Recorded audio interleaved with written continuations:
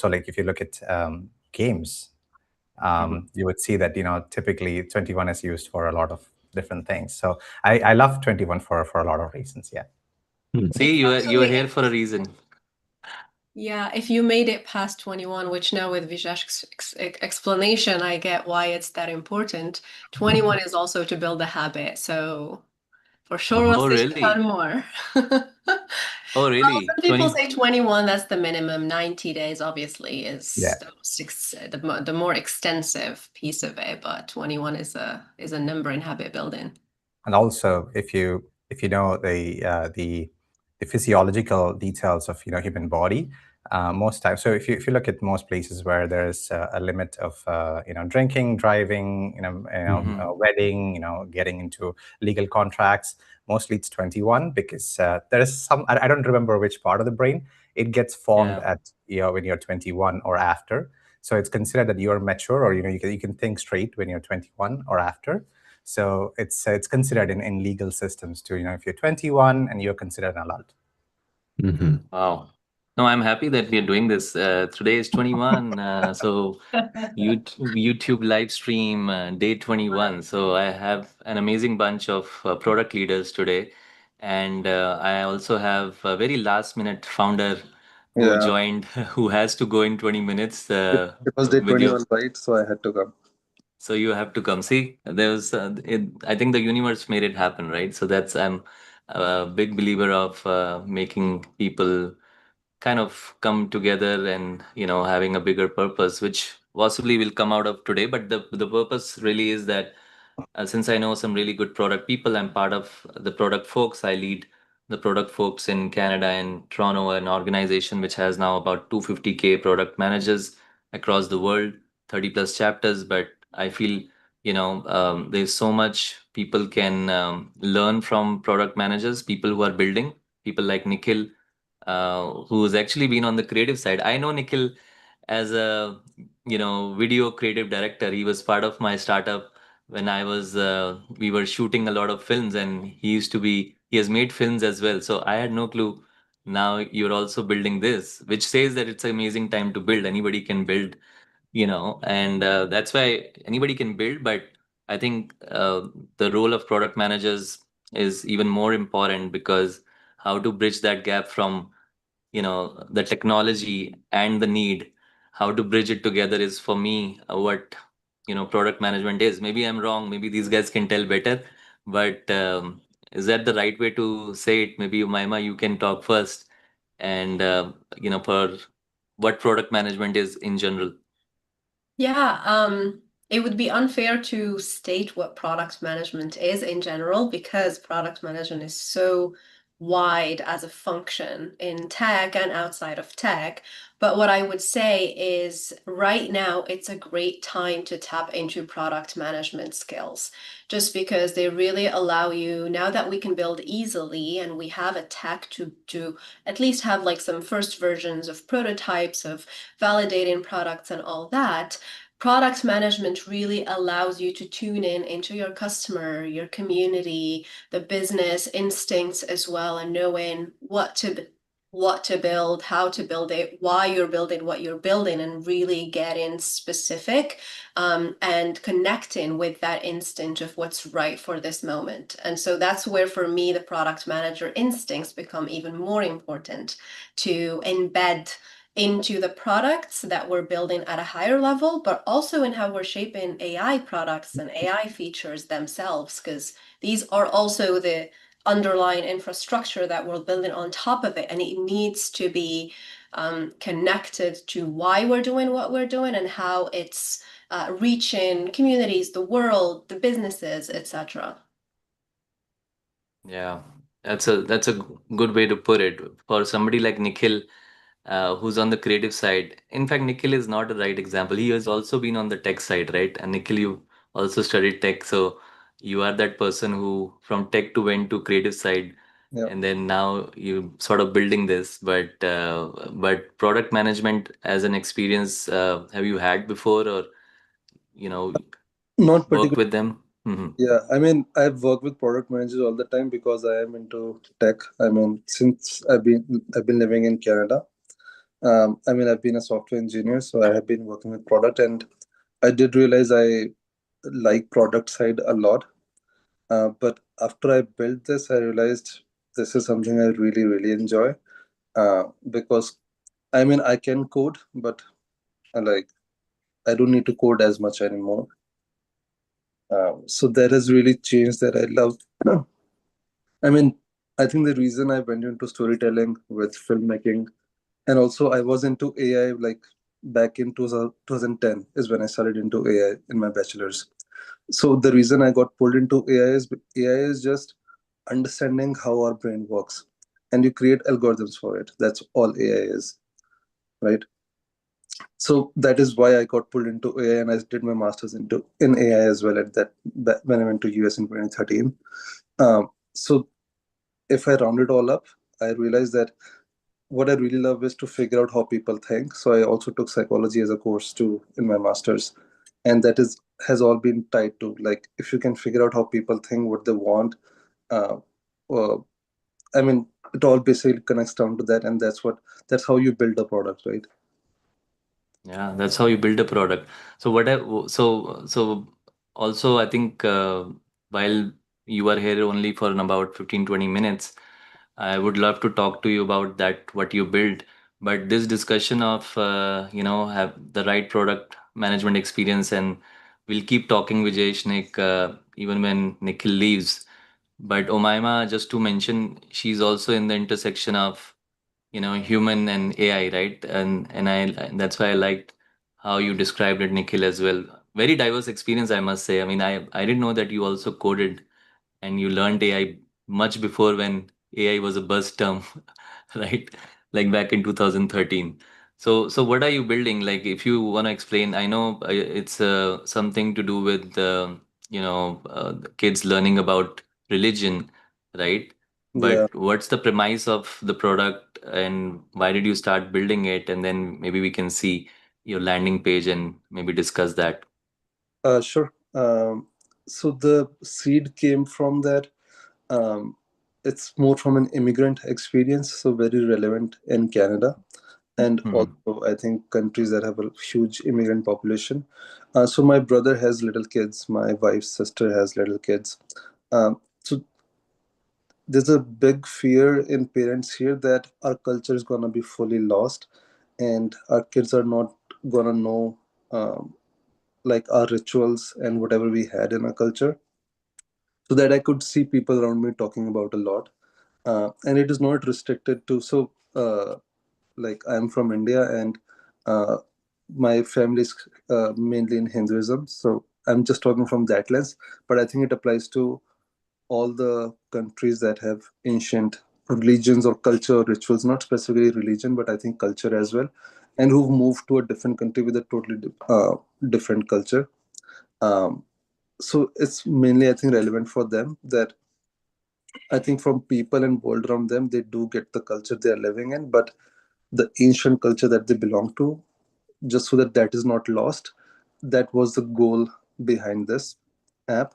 That what can we do to make sure that the kids also get this rich ancient thousands of year old culture that uh, we have. So it has to happen as a habit. No, so usually what happens in mainly community like Indian community is that whenever there's a festival, the parents would remember, oh, we should tell you about this, whatever they know. And most of the but that's not how culture, I think the roots stay strong in the child. It has to be a daily habit. So we wanted to build this product to build daily habits, but 10 minutes a day.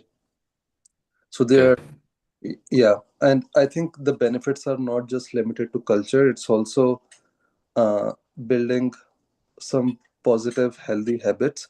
So for example, so what we basically built is 10 minutes a day. The most important windows as per our culture in a child's day is the window when they wake up and the window when they go to bed. Hmm. So when they wake up, this app sends you a mantra. So mantras are a big thing in our culture. So it's also like a meditative thing that happens for a few minutes, right? So the parent and child. So this app would send you the mantra, and you chant it with your child. So it also brings your energy together. You're thinking about something positive, not being distracted by video games or all the chaos of the day before it begins. You start with that mantra in the morning. It sends you that. It sends you the meaning of it, right? Because the mantras are in Sanskrit, a language most people don't understand today. But it will like tell you the audio of how to pronounce it and the meaning of it. So that's the morning. Five That's doesn't take that long, right? interesting. So that's the premise of like the product and why you're building. I think it's beautiful. You're trying to cater something like that, and you're right. There's always a need. In fact, I have a 2.5-year-old.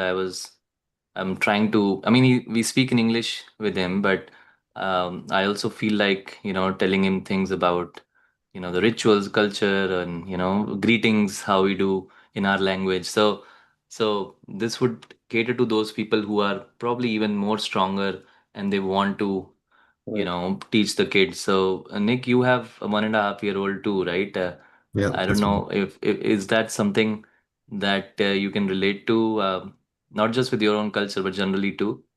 Yeah, yeah, definitely. I mean, I think it's an interesting concept overall is how do we maintain our like heritage or ancient heritage as immigrants or newcomers to different countries or even to different neighborhoods maybe. And how that you might think like how are children being influenced, whether like at school or at home. And you maybe even someone in my position, like as a parent, I don't know all the stuff that I want them to be passed down. Maybe I need the grandparents more involved or something. Maybe that's a missing great grandparent down the line. Like now you can think about all that kind of heritage and ancestry, and then how can I pass some of that stuff along that maybe I'm even missing as well. Yeah, and this premise, do you want to scope it down when he was talking about everything?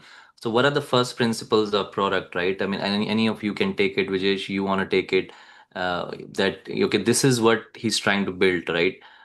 At this stage, with the intent you want to build, uh, when you start thinking about building it, do you want to scope it down, or this keeping it this broad is okay, even when you do your first coding, like first thing, like how do you go about it, like as a product person? um, you've thought about something and all this is great, but what are the first steps? Absolutely. So there's a few questions that I ask myself when I listen to, I mean, when I go through certain products or, building something, or when I listen to others building. So great thought and great philosophy and great hypothesis, Nikhil. I think that's where we begin. And you have understood from your pain or, firsthand pain that you already know. First question that I would probably look at as a product person is, can we define the value? So that's what defines the product, right? Like, can you build the tangible value out of it? Can you is that value easily communicate? Can you easily communicate that? Is it like straight? Is it visible right there? Um, and I think for a lot of what you have explained, I think people are already feeling that, and you can see that, and they're attributing that to these this kind of a pain, and you can there's a value that you're going to build with the product.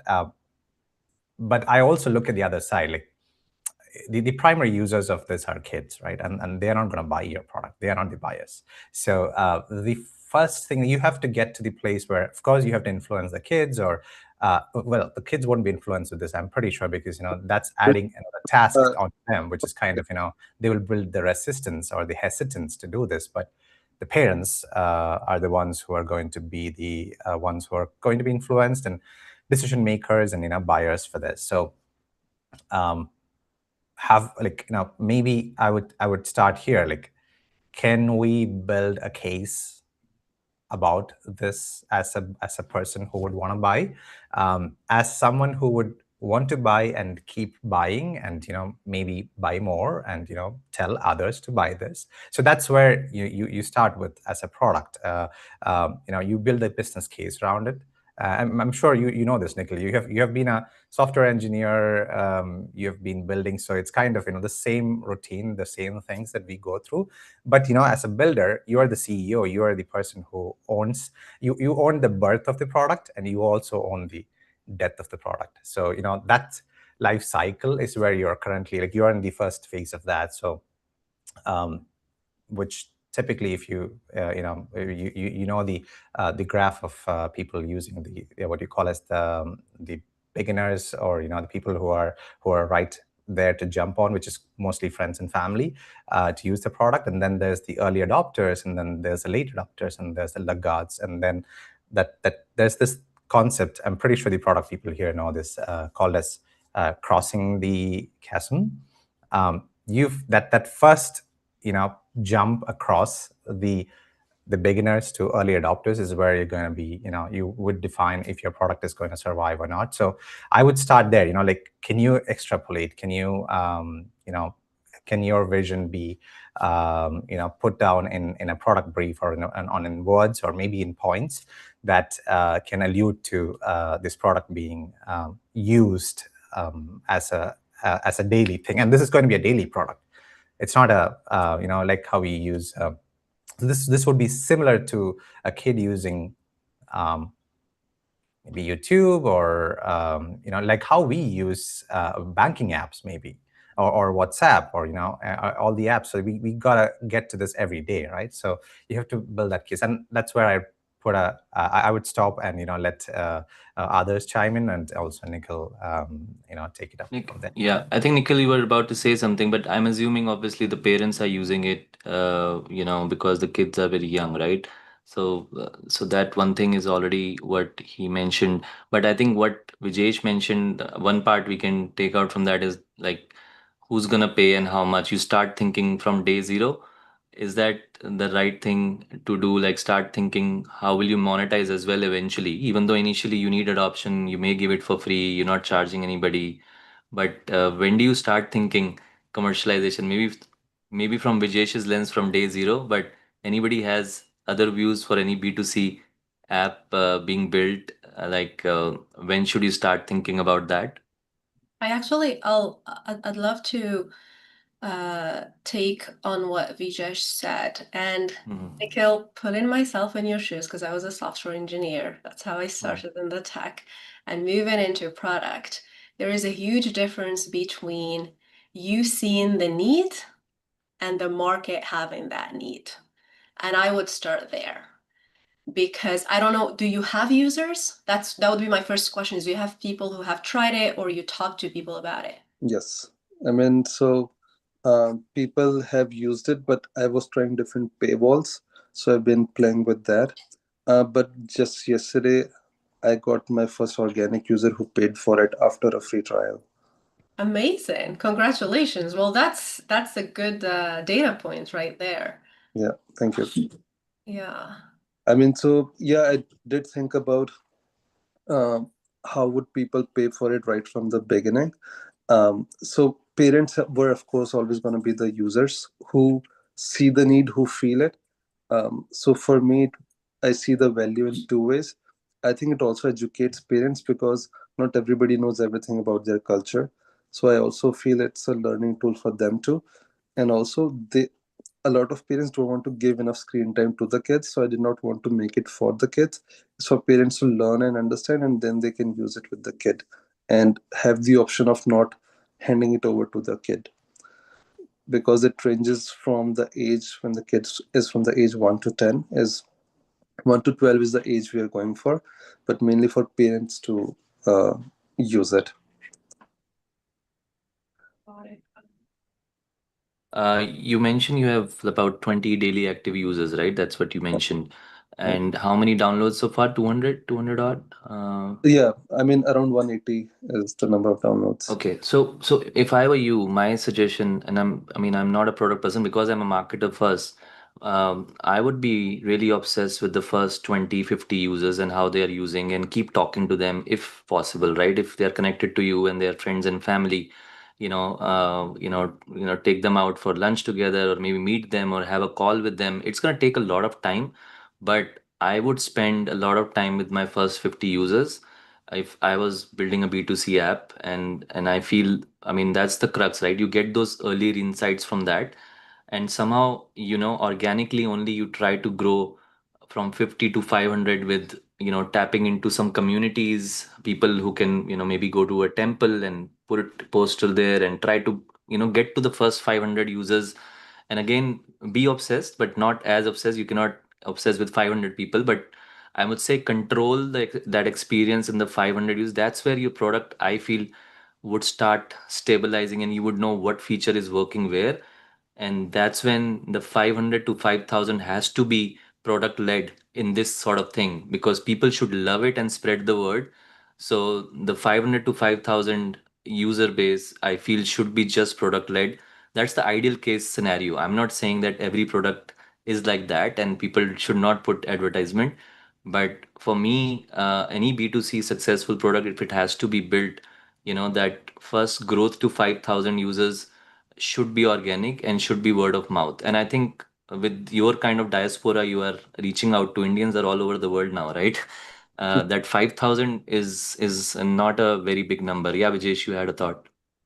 Oh, yeah. I had two things. One, I wanted to clarify that when I said who's going to buy, the buy doesn't mean monetization.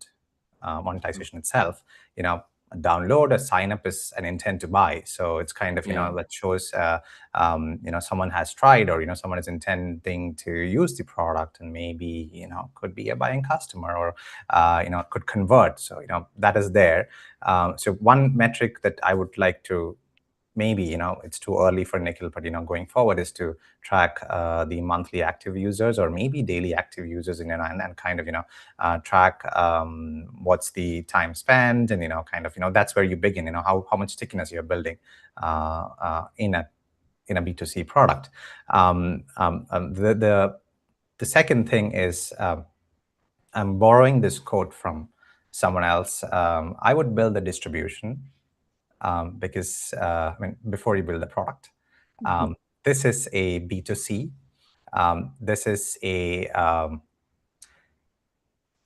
for lack of better word, it's a controversial, but also a very, what do you call as a product that you could make money from. So it's kind of, it's in the intersection of two different things, which could be controversial also, because there's religion and culture and everything. There could be different perspectives on this, but also there is this opportunity over there that you could capitalize on, and you can have an exponential, or at least a linear revenue stream that you could build out of it. For that, the primary thing is to build a distribution. So I would say, can you do this yesterday? Talk to people who could be your channel, where you are visible, and they could influence people to buy, or maybe you could be the partner for institutions or organizations, or people who could influence parents to buy. So that distribution channel is going to be your make or break, or that multiple channels of distribution is going to be where you would build that make or break scenario for your product.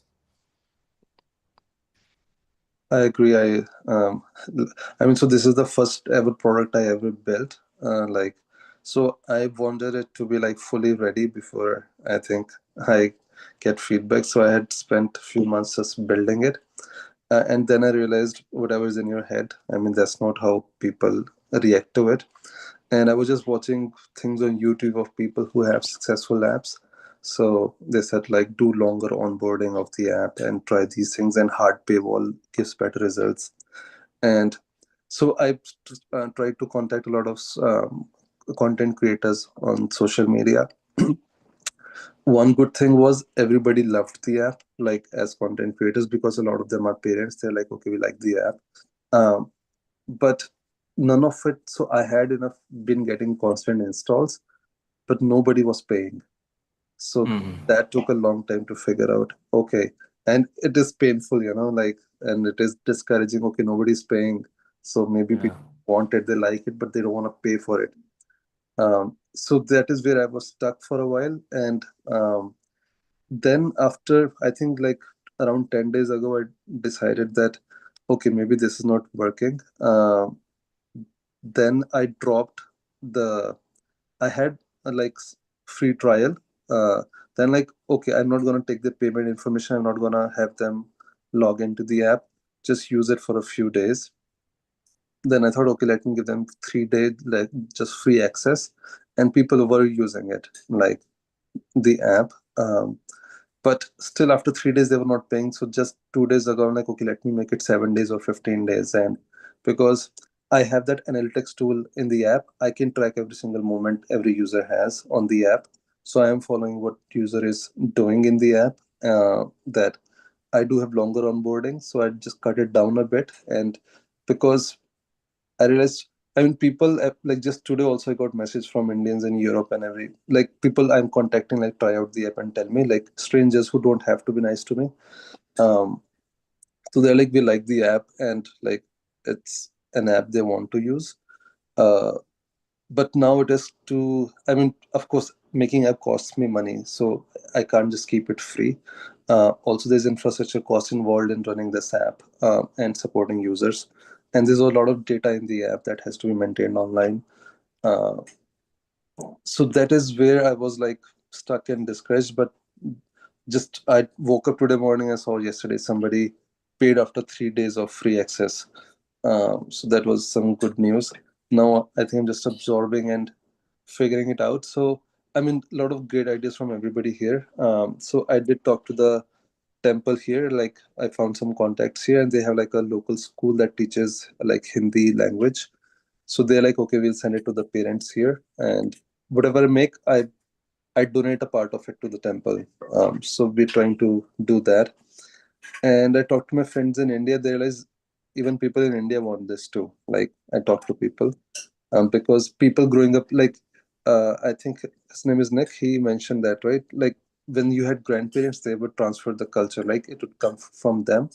But people living in cities in India, that's a huge population. They are away from their grandparents, away from the village or the town they came from. So they're just living almost like living in another country. So that's a huge population too, who is, I think, going to be interested in this app based on the few people I've talked to. Yeah, and I would just give you that caution also. I know you'll have to drop off now. Your wife must be waiting.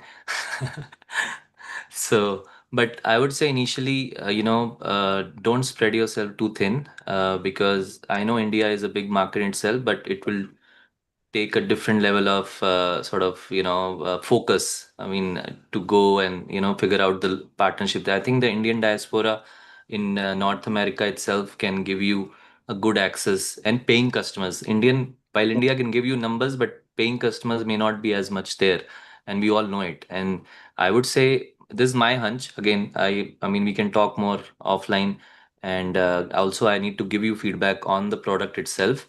But yeah, I mean, in terms of just right now, because we start from the top, while building a product, I would say focus on your initial cohort of 50 to 500 users, and see where you can get access to those users first. Right. Yeah. Right. And So also yeah, the other idea that I wanted to add, in addition to what Vijesh said, which is the distribution channels as well can be monetizable, there are also different monetization strategies that you can use on the freemium itself. So that's something to explore. And the last one is, it's going to be really important for you to understand why customers are not paying versus what would make them pay. And that will not come from the place where you're building. It goes out there outside of the house. So you got to talk to them. Right. You you could, talk to them. just a quick thought on, again, on the point that Oumaima was saying, all those people who downloaded but never converted, you could send them emails a couple of times to ask, and you could do a customization of some of those emails and ask them like, would you jump on a call with me? Would you want to give some feedback? Maybe send them a form to fill out, and just see that if they would, or just trigger them with some offers or something. So it's kind of just trying to understand those people. I'm coming back to my original point, saying that when I said monetizing, or when I said who are the buyer, the buy doesn't mean they pay. They have shown their first intent if they click download and they signed up. That defines, in my terms, that is a very, very warm lead that you could convert, or you could always keep in your channel as maybe research, or maybe people that you could bank on. And these are the first set of people, like Oumaima was saying and Chetan was saying, maybe take them out on for lunch, or maybe jump on a call with them and ask what happened. And also the person who signed up, you should actually incentivize that person to now bring more people. That is another channel that you're building. And that's the cultural aspect of it, because cultures like India is very much based on word to mouth, and it's very family oriented, very like community oriented, and you got to tap into that. Yeah. Tell them you get some extra, downloads or credits if you bring 5 friends. Uber did that. Every successful B2C app, they're good with the referrals. So that's a great point, Vijesh, for bringing that up. Do that too. And Nikhil, you should also, before you go, talk about your app in 60 seconds, your pitch to our viewers who are watching, or once we make this a short clip and post it, why they should download the app.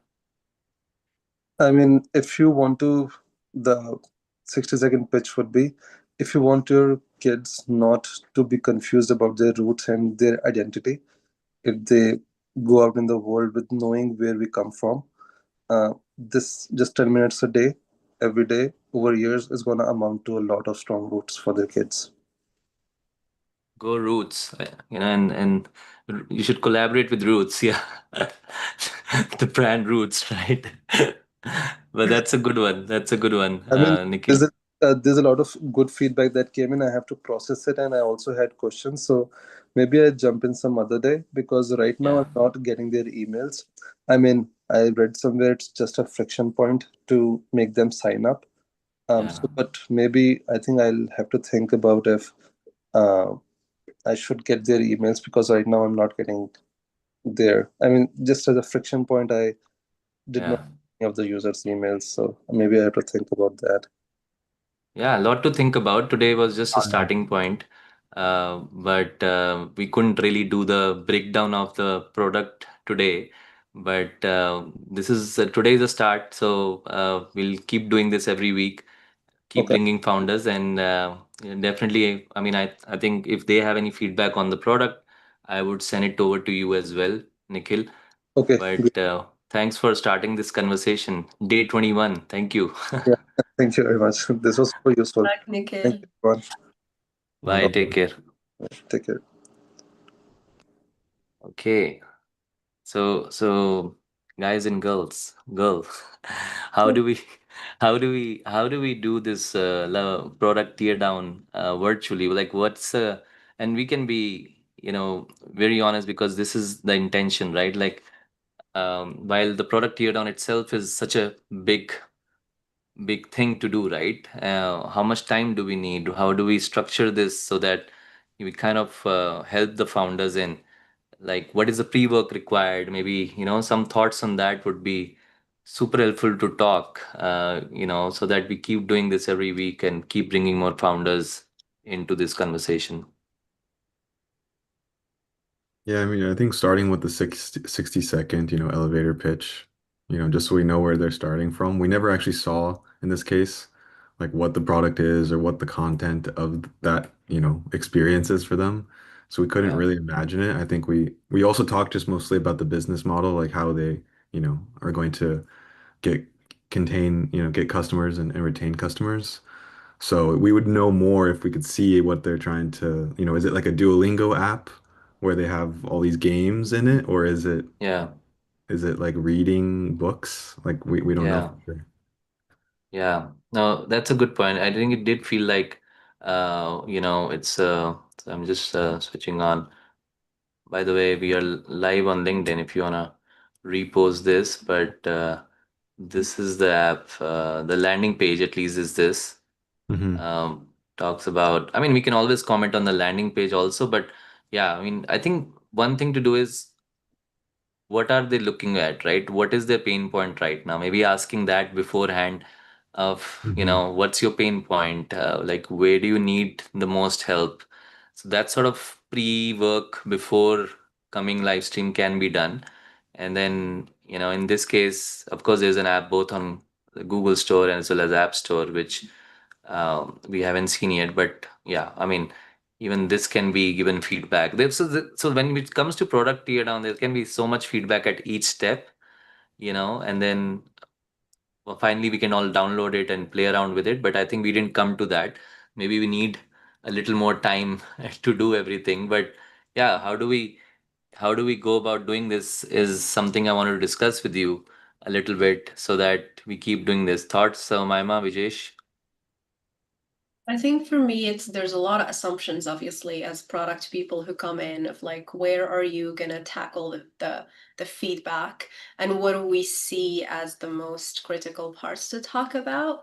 But the founder knows best. Like they're spending all the days doing that work. So if they come with their request, then the support that and the feedback that they'll get is going to be the most practical and applicable for where they at in their journey.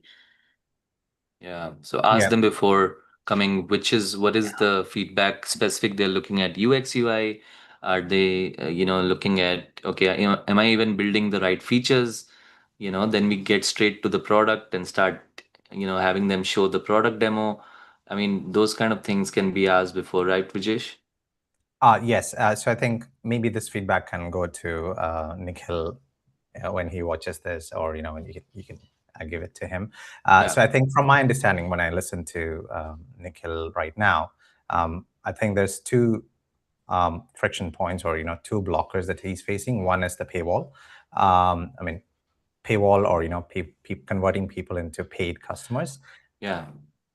I still feel it's a little early for him. Didn't you feel that, like, to think about paywall? Maybe he needs money to run it. That's a problem No, that it's every founder never. has. I would say it's never too early to look at monetization, or commercialization, because if you can communicate the value and you can appropriate that value. So it's typical strategy. If you can appropriate a value, if you can appropriate money to value, you can monetize it. Anything. It's not just this product. So the essence of monetization is, as long as you can communicate it, and you can plainly describe, okay, this is the value I'm bringing, this is the dollar value to it.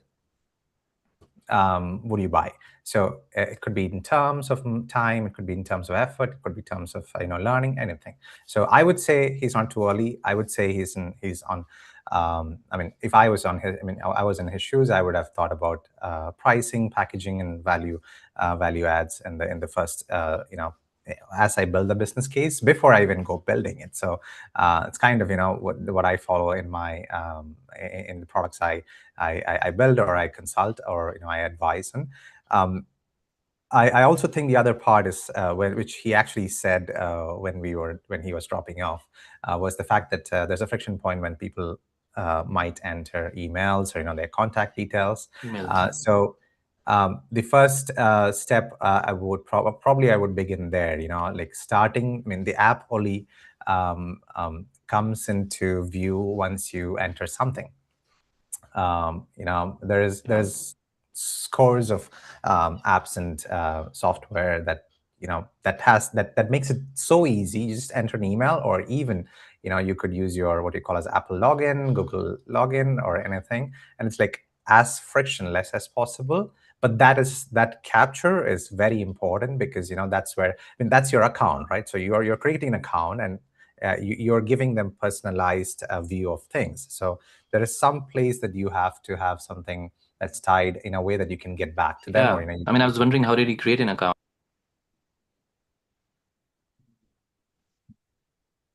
Yeah. So I think those are two friction points that I think we should.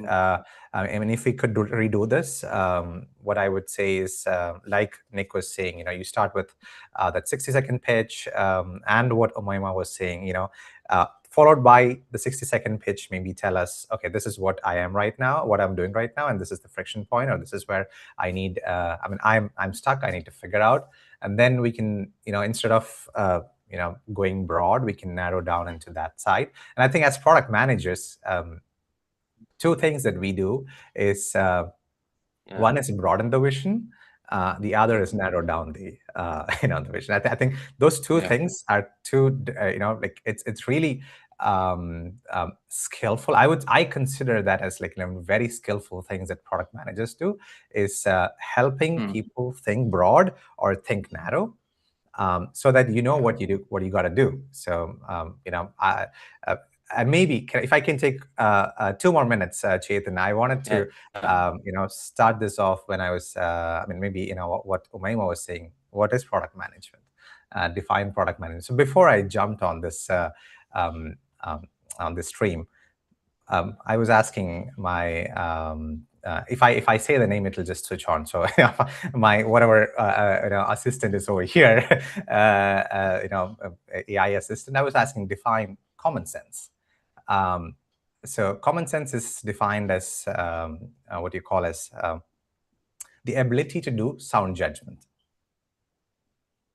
Very simple, right? Like in typical scenarios, in normal scenarios, the ability to do sound judgment is common sense. And if you remember, Chetan, I talked about product sense about 3 months ago.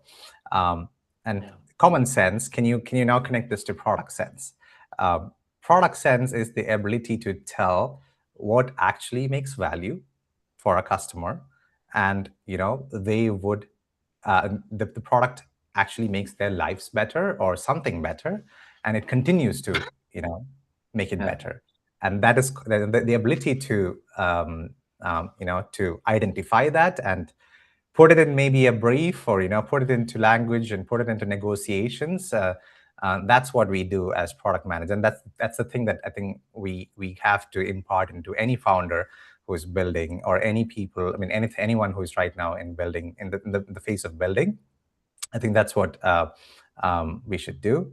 And there's also one quick, maybe it's kind of a joke that I say when people ask me, what do you do as a product manager, especially my family, who doesn't Oumaima, I think I like Nikhil, I also walked the path of being a software engineer, moved into business and strategy, and then became a product manager side of things. So when my family asks me, you studied computers, tech, and then you did an MBA, and what are you doing right now? And then I say, I'm a product manager. Oh, what do you do? So I say this: I am a hostage negotiator, where my hostage is the product, and all the stakeholders that I talk to are people who are trying to grab it away from me, and asking me ransom, maybe asking me, I'm gonna kill it, I'm gonna take care of it, all these things, but I want to own it, and I'm the one who can own it, and I'm the hostage negotiator in that scenario. So that's what I do. And that's what I think as product managers. Correct me if I'm wrong, Nick and Oumaima. Do we do anything else? I have nothing else to add. I was like, yes, you just defined that identity for me. Yep. No, that's a great one for me also to explain. What community are you running? So I'm just running a community of hostage negotiators. so, And no, it's I think, what? It's true, because every side that a product manager, no matter what type of product manager you are, you're literally negotiating constantly of what's right and what should be done and how, and everyone think and are right in their own ways, but you have to be in the middle and really accommodate everyone, including the actual bigger vision. So that was a good content that comes out of it, for sure. Well, how do you define a product? And this can be a good motivation for a lot of people to get into product management too, right? People who are right now thinking, oh, now it's easier to build product. Can we, get into a product role, because that's gonna be even more important. In fact, product managers some people say it's the best time to be because now, you were not able to, only thing you were not able to do is build. Like, not like you guys because you were software engineers, but people who never had that experience and they were in product. Nick, are you like that, or you also had software engineering experience before? I had data science and data engineering experience before. But Yeah. yeah, like my work has been mostly in like the like data side, like data products and products that leverage like foundational data models so that like the data side of it, like the data is the really Yeah. important thing to the customer, how they consume Yeah. it, like what's the interface to like use data. So right now I'm working with scientists and scientists are obsessed with data, as you can probably imagine. And so like that is really important to them. And so the tools that they use or the interfaces that they interact with need to be like really, really simple because the work that they're doing is really, really complicated. And so that's how I tried to materialize the product for them. And so you have to, that's like the product sense and the customer, like, we understand that their world is really complicated, cluttered with data and cluttered with like formulas and like they have handwritten stuff. Like if you go to one of these people's desks, their laptop is covered with post-it notes everywhere. Like so the interfaces that we build for them need to be like very simple, like big buttons, next buttons, like it has to be very streamlined. So it's an interesting So you're problem. building, so you're building a product for scientists, is that what you said? Yeah. Yeah, basically like PhD scientists who work in pharmaceutical. In pharmaceutical, interesting. So that's a niche that you are building in, and Yeah, of that's course the that has a different problem altogether, right? Like, Mhm. trying to cater to that. What is your day like as a PM? Because you work with one of the like big software firms, right? ThoughtWorks, Yeah. and Digital consultants. so they must be having thousands of employees across the world, and you are basically building it for a company. So you're a product manager that is Yeah. helping a client build this product, Mhm. right? Mhm. Essentially. Right. So, and it's like, what is your day like typically in this role, which is very data heavy and very different from others? Yeah, like with the work that we're doing, we're trying to do like a full like integration of all the data. So connecting all the data between all the different scientific departments. And so in like pharmaceuticals, you have a supply chain where one lab researches this stuff and then they pass it to the next lab who researches that. And then they continue that cycle until it gets into manufacturing of an actual drug. And so I'm on like the far left of that supply chain in the research and development side. And so it's how do we bring results from scientific insights to the product that they build, which is a physical like compound, material that and anyways, so it's so we have to abstract that into how do we build like digital tools to support that those workflows. That's tough. It looks like more complicated, but you enjoy the negotiation part here. Yeah, there's honestly like a lot of negotiation, because, well, you just have like different mindsets. Like some people thinking in like that scientific mindset and they want to replicate. A lot of times it's about replicating. Like I want to replicate my workflows that I typically do in Excel and, Word or Outlook or whatever, and I want it to just look like that and so that I can transfer my day-to-day life into a new digital solution. But we come to challenge it as like a transformative thing, and so we actually have like designers who are trying to design better, or product managers like, okay, let's actually automate some stuff, or let's take those steps away from you so you don't have to do them. And so people actually have to become more comfortable with losing control to like an automated process or using like the new integrated data to then do the next step, then they might not. So people are like, there's a lot of change management involved as well because we're trying to transform their workflows or transform how data is being leveraged.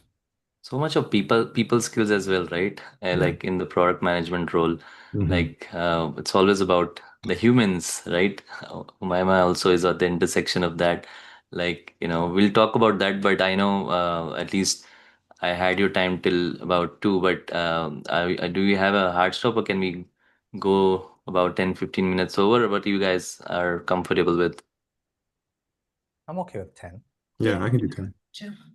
Yeah. Okay. Cool. Yeah. Not to rush it in, but But yeah, if you do these product teardowns, what's in it for you guys to be in it? So I need to know from both stakeholders, right? Like while the founders obviously enjoy getting feedback from people who've been there, who've been doing this every day, but from you guys' point of view, like what do you enjoy? Why? I mean, you are here because I told you you're here because of maybe me right now, but what's the other reason for you to be here? Oumaima, you, and then Vijesh, and then Nick.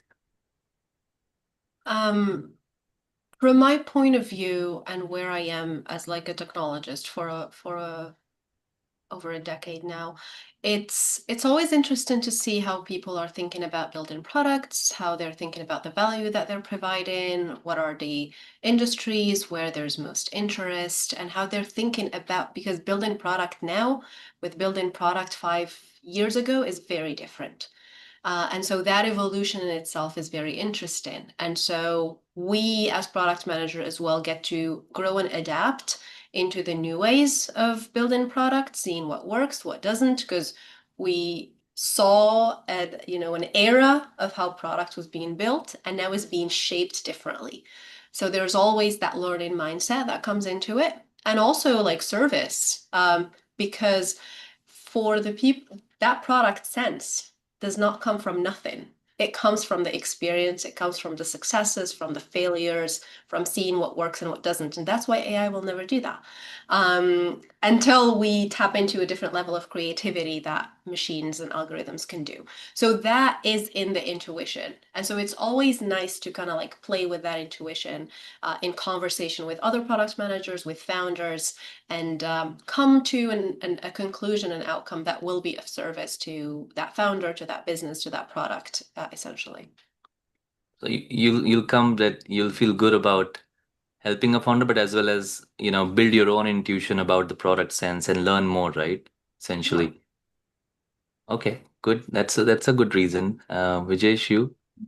Oh, I'm just here because you told me you'll get me free beers tonight. Always down I for didn't that. get Yeah. that, so Oumaima, we you got cannot. different treatments. No. Oumaima, you saying the wrong things. It's been almost a month. I've been telling her every week. We go here, but the only problem is I tell her one day before, and she expects me to tell a week before, so she can plan. So we're just two different kind of people trying to find my time to meet. So always up for that. Tomorrow, by the way, me, Oleg, and a couple more people, we are thinking to open mic. He's been pushing me to do stand-up comedy, so we might just go around and have some beer if you guys are free and can join. Again, last minute. Sorry, Umaima. Yeah, that's okay. Next But time. I always ask. So yeah, I mean, Vijay, apart from the beer.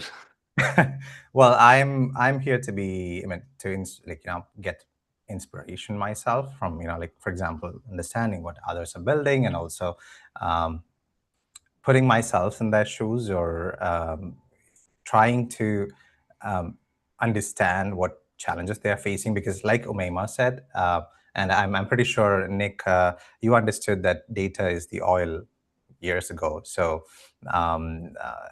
and from then to now, things have changed. And like we are saying, and when we say it's faster to build products right now, it's easier to build, we are talking about AI building it for us, right?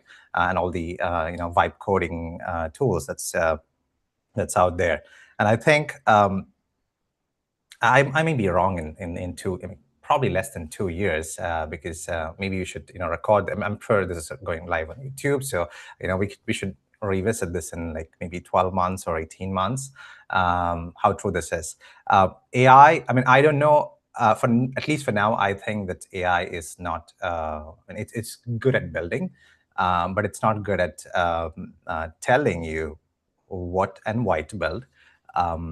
Which is where we are coming in and giving that perspective, and also the fact that why not to build.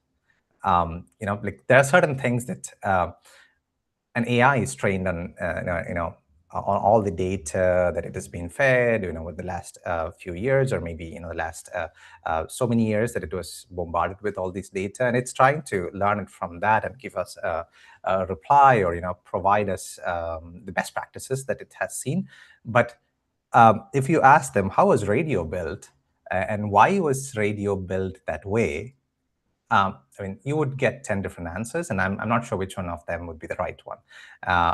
You have to put yourself, like you were saying, Oumaima, it's the product sense or common, like, I should probably go back and say, with common sense, how do you gain common sense is when you live through these things. So you were right, AI hasn't lived through it, but they have been fed the data, but they have been fed the best form of data. There's also the other forms of data that's not there. So we are the guys who bring in that perspective, and I'm fortunate, I would say, to be in this group, and I am inspired to learn about what others are building, and also in 2 years maybe AI would tell me what I should not be building, but today I'm telling AI. So I'm saying I'm better than AI practically. Yeah, you are actually feeding this data into the AI. All these recordings should go how to build better products, right? So everything is getting documented. That's the point of doing live stream, not to get bogged down with editing, what to chop off. Everything is there, right? So that's the idea. But I really like the answer. But I So want the beers too. I was gonna say you earned the beer, yes. So down for that. Nick, what about you? Yeah, I studied innovation during my master's, and part of that I worked with like an incubator, and I brought my own like education app to like the pitch floor, and so I've always, yeah, continued with that, and I wanted to just be involved in the community, like especially the Toronto startup community. And while I have a different day job, I still want to bring what I've learned, what I have. So I'm just more of like from the perspective of contributing to the community, and I just enjoy coaching. Like as I used to be a swim coach and swimmer, so I just maybe more of like something I'm just passionate about. So just giving back, and I get stuff back too. Like I hear like you all are saying, like from the market, I hear like what are the type of things people are building, what are the type of problems people are having, and that I can incorporate that back into my day-to-day life, or as I continue my own journeys. Yeah, and that was also one of the questions you had earlier. I was thinking about is like the format of the teardowns, and I was just thinking to like, before like a big game, like we just had the World Cup, people would be like, oh, who's gonna win, Brazil or Japan or whatever it is, right? Everyone has Morocco. Come on, you have to yeah. say Morocco. Right. So Oumaima is from Morocco. yeah. I used to be a swimmer for the Moroccan team, Nick, so you Oh, got wow. two reasons now to Oh, cheer. wow. That's actually really cool. So we got some common ground here. Okay, nice. Yeah, I have some ideas with swimming that I'm like trying to start on soon as Yeah, well. But product teardowns in the pool, by the pool. well, like basically like a Please fit. don't put this idea in Shatan's mind. He's gonna make it Well, happen. I would bring like a sport, a concept about like sport, like a sports club or sports initiative, and then swimming would be like the crux of that. Um, But yeah, in terms of the teardown, what I was saying is like, before like the game, we anticipate like but we'd say, oh, this team's gonna win or that team's gonna win, or and so like what we could do in a teardown is like we hear the pitch from someone, and then we say like across like a rubric of things, right? Like business model, product itself, product experience, and like marketing or branding or whatever. Like let's say that's the rubric, and then the panel of people would say like they're gonna win or they're gonna lose in that area, or whatever, like some idea where thumbs up or thumbs down, or like a grade, like A, B, C, D. So then we Yeah. have like a set like format with a rubric, and then you can repeat that format for any founder, so they can get the like official teardown results. You know what I mean? Something like that, Yeah. like the analyst, report kind of thing. Yeah, and it'll be so cool to have everyone like a leaderboard of, people with the score, like how's their Hmm. score on the product teardown. And one of the things that the community does very well is the actual product teardown, the name, it came from this exercise that is being done, at least in a lot of chapters, is you pick up a big product, like Spotify, for example, and then you bring in all the PMs or aspiring PMs and tell them that, okay, make it better, right? Hmm. And then they all submit their presentation, and then Hmm. we feature those presentations on our website, and it goes to the entire community. That's the original idea of the product teardown, by the way, which has helped a lot of PMs get in front of these big companies Yeah. and even get jobs in these Yeah. companies. So that's what the product folks has done in the last 6 years. I obviously took that term from them, and I wanted to make it like more helpful for the founder who's building, so that we tear down that product. But it can work both ways. We can always have a leaderboard or gamify this, and I like the idea of the rubric. Maybe Mhm. you can help me fine tune it and flesh it Yeah. out more. You Yeah. give an Yeah. idea, you take that work. I you will. I know. will. And it would also be interesting to bring some of the people who have had benefited from this community Mm. and Yeah, give their feedback of what was most helpful for them and learn from yeah, that as yeah, product managers and implement that in, and also yeah. have them come back to give their own feedback from what was helpful and what was not helpful in the journey of the founder who is getting their product tear down.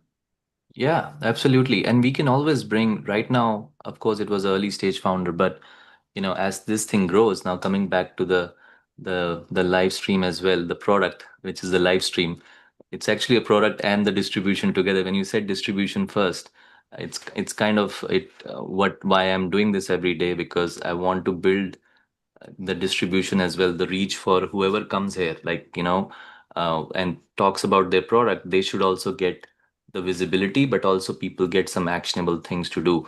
So the product tear down, maybe we can bring big brands in, and have like, 5 6 good product people from across the world, India, Canada, US, and just like discuss the product and do a tear down. And maybe some of the best ideas can come from people like you who are already so experienced, so you can give some really good ideas to maybe Spotify if they come in, or any app, right? I'm just saying, like a big established startup. That's the aim, and that's how I want to monetize it. And we ask money for them to then come to these sessions, because they're getting live feedback, and also um, a lot of viewers, when they start watching it live, they're gonna have a lot more visibility for those users as well, right? Because they're being honest about the product, they're gonna talk about the product and not just do a tear down. It'll be sort of a passive marketing for them as well. So it's content plus something actionable from the live stream. That's what my aim is. I mean, long term. Do you Does that want to sound? tear down on that? I mean, you can. I I see mean, you can. I don't we're mind. at time See, here.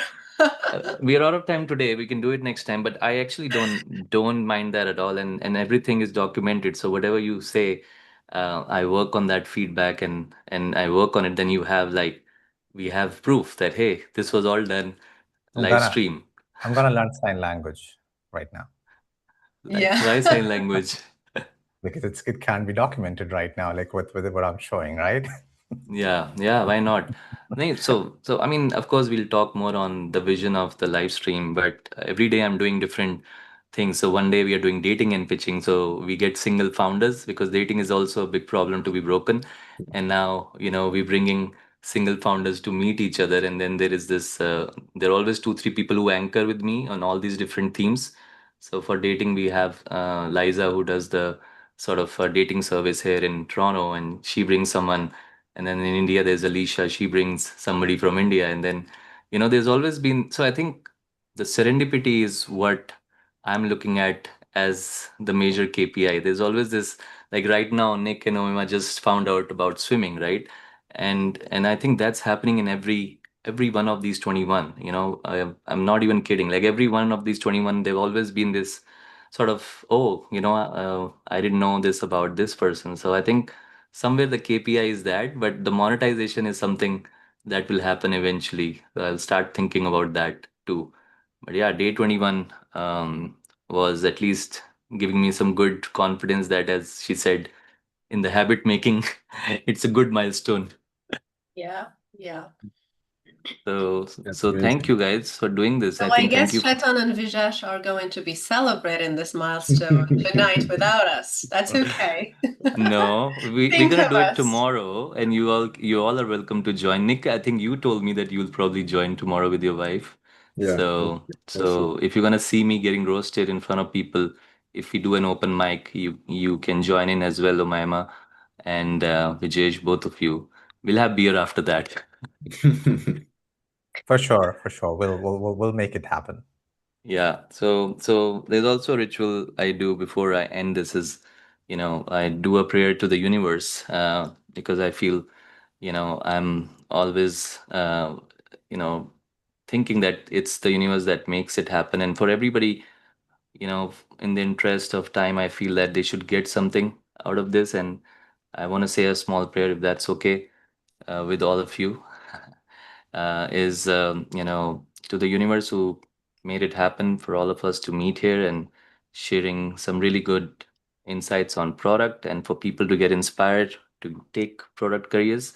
For Nikhil, who is building something very interesting, uh, we hope he gets his first 500 users and monetization soon. For everyone who's here, Nick, Oumaima, even Vijesh, I feel whatever you are aspiring the next 3 to 6 months, I hope the universe makes it happen, and I'll manifest that as well. And yeah, world peace also prevails. Amen. Thank you. Thank you so Thank you so much, much. Chetan. That was Thank you awesome. Take care, for having guys. me, Yep. Stephen. Thank Great to you. be Yeah, thanks for Nice, joining in. Take amazing. care. Take We'll care. chat soon. Yeah.